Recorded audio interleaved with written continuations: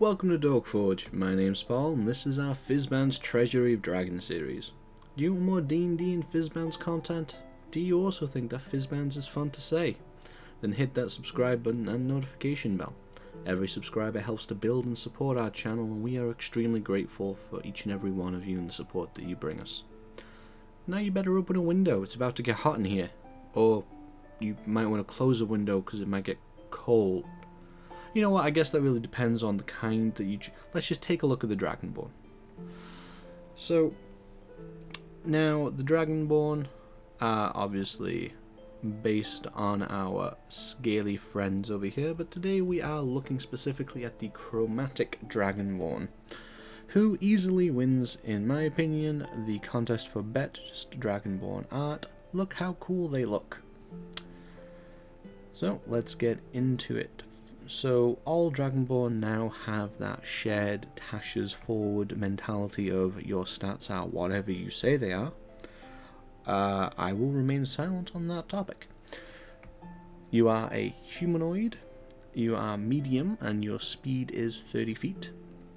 You get to choose your colour as normal, which determines your element. And you get your breath weapon, however it's not the same sad breath weapon of Player's Handbook's gone. No, we have an updated breath weapon. This time it keys off of the attack action, and it only replaces a single one of your attacks. This means nothing if you're a low level character or a caster without a martial subclass. However, for martials like fighters, paladins, barbarians, monks, rogues, and for some martial subclasses like Valor Bards, Sword Bards, Blade Singers, it means that you're going to be able to still attack whilst using your breath weapon, which makes it extremely more valuable. Now, this is going to be for Chromatic Dragons a 30-foot, 5-foot wide line. It is a dexterity save no matter what your element is, and it's going to be based on 8 plus your con mod plus your proficiency bonus. So it's going to be at least a decent DC. However, it's really going to behoove you to boost your constitution, meaning that this is going to work best for certain classes and subclasses. If you want to be a naked barbarian, this is obviously going to have some synergy. Or if you're going to be a fighter that's using a subclass tied to constitution in some way, such as an Echo Knight or Cavalier or Rune Knight, then you're going to get some great DC synergy. So on a failed save, the creature's going to take 1d10 damage. On a successful save, they'll take half as much, and the damage increases by a d10 at certain levels. The levels have been tweaked now to be in line with different tiers. So at 5th level, it's going to be 2d10, at 11th level is 3d10, and 17th level is 4d10. For the first 4 levels, the damage is kind of meh. It really depends on how many people you can hit, because a single d10 for a line effect, unless you need that elemental type, is kind of lackluster. But at 5th level, when you get 2d10 for a single attack, that does become very tempting very quickly. You can use your breath weapon a number of times equal to your proficiency bonus per long rest, so starting out at 2 and topping off at 6, scaling nicely throughout your entire progression. This is a by and large wonderful rework of the breath weapon. However, I do have to criticize, and this will be a common criticism amongst all of the Dragonborns in the videos that are to come, that it loses some of its personality. I would have much rather seen different saving throws and different shapes based on the type of Dragonborn you were, being more your colour or type of metal or gem, rather than it just shoehorning the same type of save and shape for all chromatic or all gem or all metallic Dragonborn. I think that's a little bit of depth of flavour that we're losing here, but that's easily added back in if you just compare the original version or actual dragons to this new Fizban's version.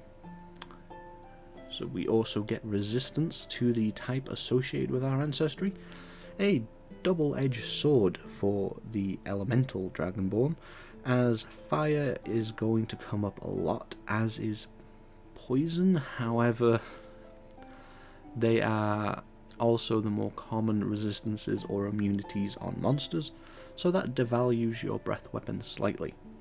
However, I will say that fire is by and large going to be a decent good pick, because even though resistances will crop up, and this is campaign dependent, there are also monsters where fire can be quite handy. Say you were fighting a troll and wanted to shut down their regeneration, or you wanted to scare a flesh golem, so there are definitely places for that as well. Now, we do get abilities at 5th level now for each Dragonborn, and this is really the sore point. Well, at least for me with Chromatic.